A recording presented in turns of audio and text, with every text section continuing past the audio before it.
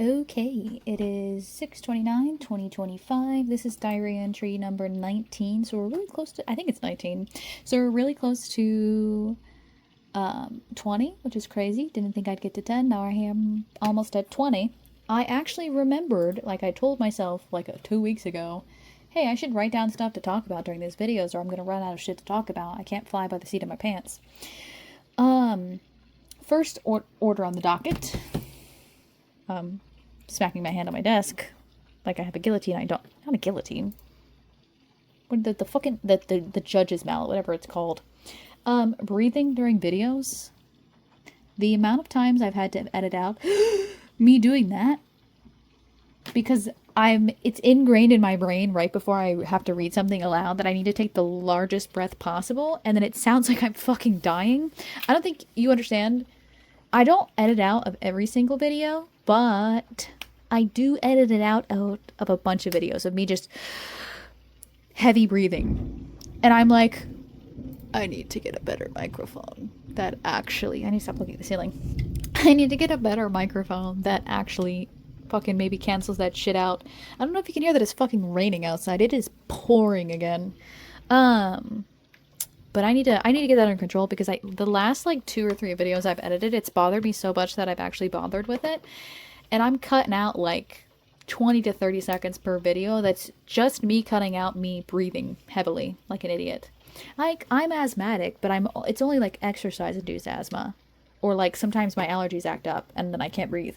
That's it. It's not like I have that bad at breathing issues. I'm just like, I don't know, my brain's like, you're gonna die. Anyways, I also have short hair. You might have seen it in videos though, that I keep a ponytail on my wrist because sometimes I get overwhelmed and I have bangs. My hair's short, so yeah, if you have short hair, it's not bangs really. It's just having short hair.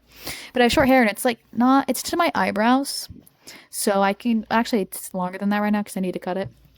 But my hair's curly, so if it's like a day or so after I wash it, because I wash it every other day so it doesn't dry the fuck out.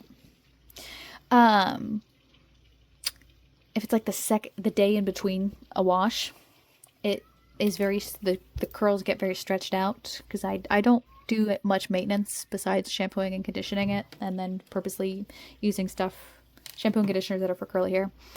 But it's long, like when it's curled, it's at my eyebrows. When it's not curled, it's down to like the tip of my nose. And so what happens is, as I play with my hair, I fiddle with it, or just the curls naturally fall out over time.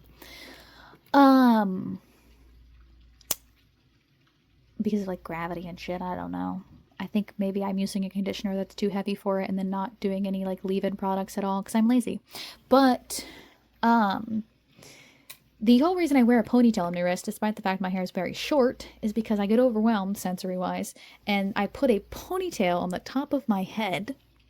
And I've recorded videos like this, but you don't get to see that because I use a Vtuber. I've recorded videos like this where I just have a fucking... What's the bitch from the Flintstones? Not the bitch, she's a literal child. It's Flintstones child. Bam Bam? Is it Bam Bam? Bam Bam? Or is that the boy? No, Bam Bam is the boy. Pebbles. Is it Pebbles? Hold on. Yeah, Pebbles Flintstone. I'll have a fucking ponytail on the top of my head like a toddler who has no hair. Because I get overwhelmed with my bangs in my face sometimes, and I wrote that down as something to talk about because I think it's very funny. I'm not going to show you what it looks like. I'm not showing you a picture of my face. There's a reason I'm a VTuber, but just know, sometimes during videos, I look crazy. Okay? And I only wear this style in the house. I refuse to look stupid in public. But just know I look like fucking Pebbles from Flintstones half the time. And it looks stupid. It looks very dumb. What else? What else did I write down? Hold on, let me scroll.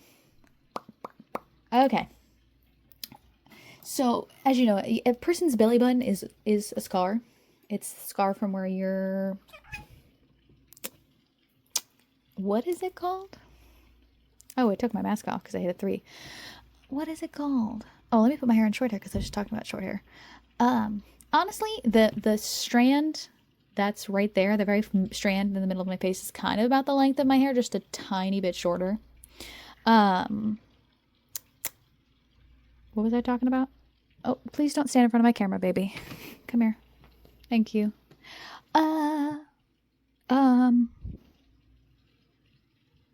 Okay, so as you know, the belly button is a scar. Okay?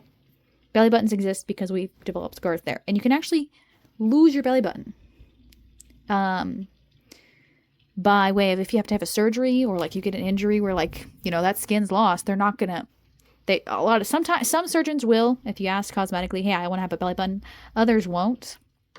But like I do have a belly button, that's not what I'm getting at. What I'm getting at is that I had a cyst and it wasn't like a super big one or anything. Well, it was kind of big. They said it was like kind of the size of like a football.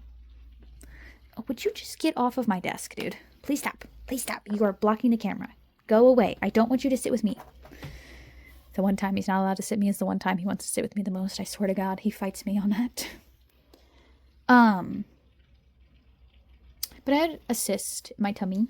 I don't remember what organs it was connected to. I know I'm missing parts. Non-essential parts. What's the non-essential organ in your stomach? Well, I mean all of your organs are essential, but there's one of them that like matters the least. What is it called? My appendix? I think that maybe that's what it was. I don't know. It's nothing that affects my daily life. I think was my appendix. I don't know. Just know. So it was attached to things and it like was crushing things and damaging my internal organs. Like they were like, hey, you been peeing a lot or anything? Or like, and I was like, no. And they're like, well, we're looking at it and it's literally crushing your bladder. And I was like, oh, I haven't noticed anything different. Cool. Anyways, what I was getting to, the fact is that my belly button is a scar in itself. But the way they went in, there's one small incision on the side of my stomach. This was a couple years ago, so everything's like healed. But there's also like 3 or 4 micro scars inside of my belly button. Because what they do, so I have the bigger scar on the side, like right where my boxers sit. And I have all the little scars inside my belly button. Because what they did is they did the micro incisions or whatever, and they stuck a tube in there, I'm pretty sure. I don't know the science, okay? I'm guessing. They stuck a tube in there to like suck the fluid out of the cyst, because sometimes cysts are like filled with like fluid and other shit. To like suck out the bulk of it. And then they used the large incision on the side. Sorry if this is disgusting. To like pull the skin of the cyst out, the shell of it or whatever you want to call it. Anyways, so I find it very interesting that like, because when I first had the surgery done, I didn't even notice there was incisions in there. Like I was like, oh well, my fucking entire abdomen hurts. That shit's painful. I didn't even notice that like there was tape there, but I didn't realize it was holding anything together. I guess I don't know what I was thinking. I'm kind of dumb, to be honest. But everything hurt, and I just remember the first week after the surgery was really bad. Was just really bad. Was just bad. If anyone's ever had any surgery where they cut into your stomach or anything, like I can't even imagine how women have C-sections, because they're cutting a bigger hole. And I had like just like, well, I think, hold on, let me double check. Okay, no, I actually have 2 incisions. There's a bigger one down near the waistband of my boxers. And then there's a teenier one that's only like maybe a centimeter on the side. And then there's like 2 or 3 tiny dots inside. Well, maybe that's like actually like one, and they're just kind of like spaced out, because you know how the belly button's wrinkly. Oh, sorry, I lost tracking because I was looking at my belly button.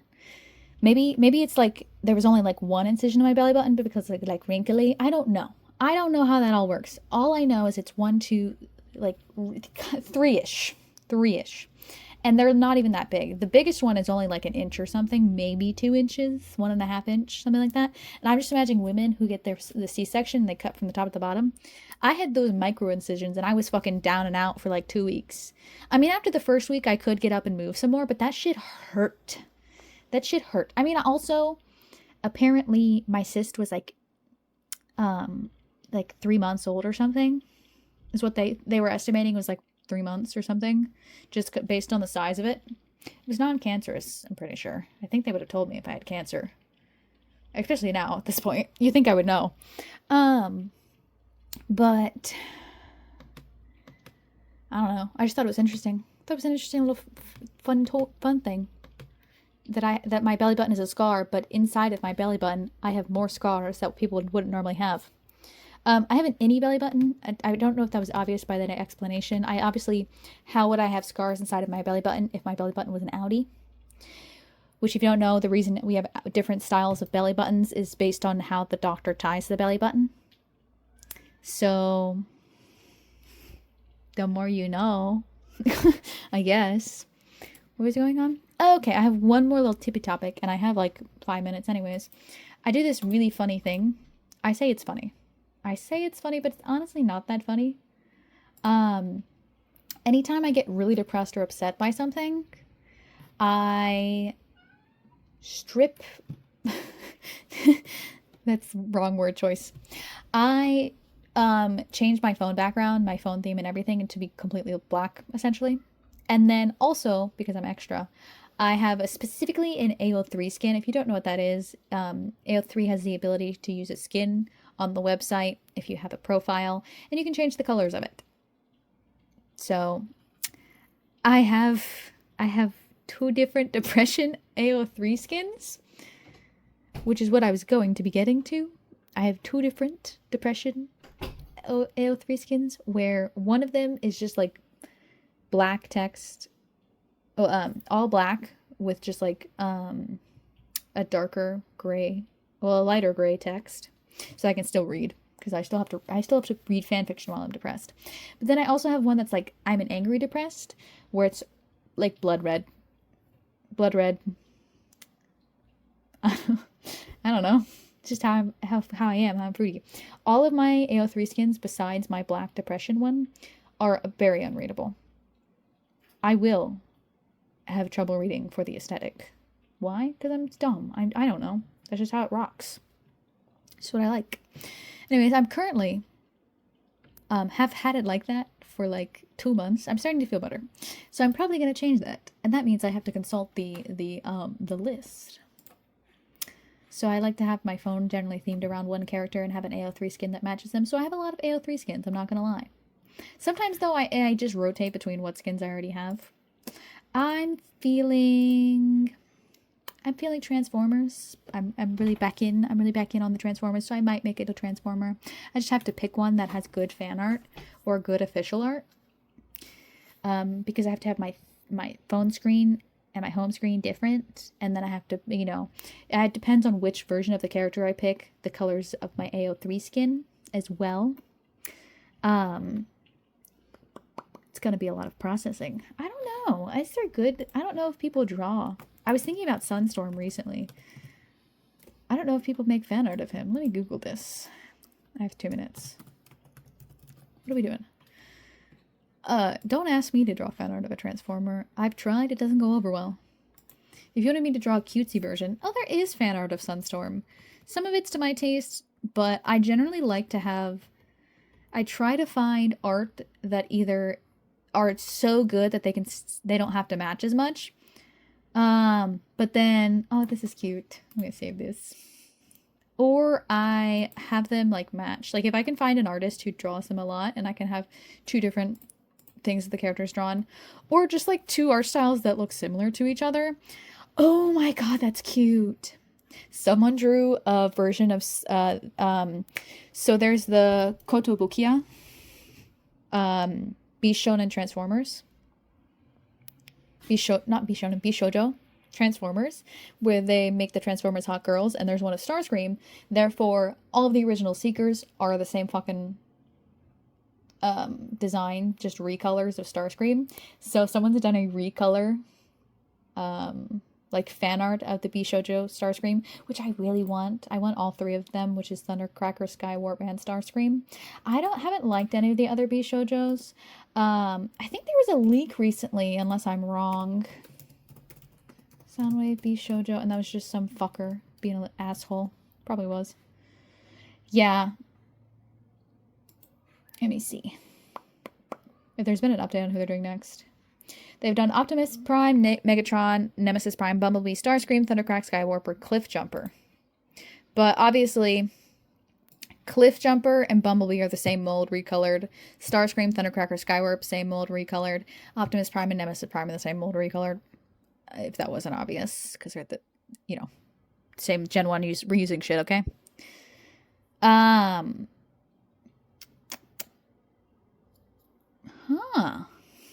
Apparently there is other characters. Hasbro characters. Which, technically, if you know about G.I. Joe crossover with Transformers, that means same fucking universe. But it's like, the girls from... There's Scarlet, Baroness, Lady J, and Dawn Marino. Which I don't know anything about G.I. Joe. I'm sorry, guys. You ever read something and just be like, that's a knockoff of another character? Anyways, I'm going to be probably looking at fan art while I edit this. Oh my god, it's 16 minutes. Fuck. Hold on. Bye. Bye-bye.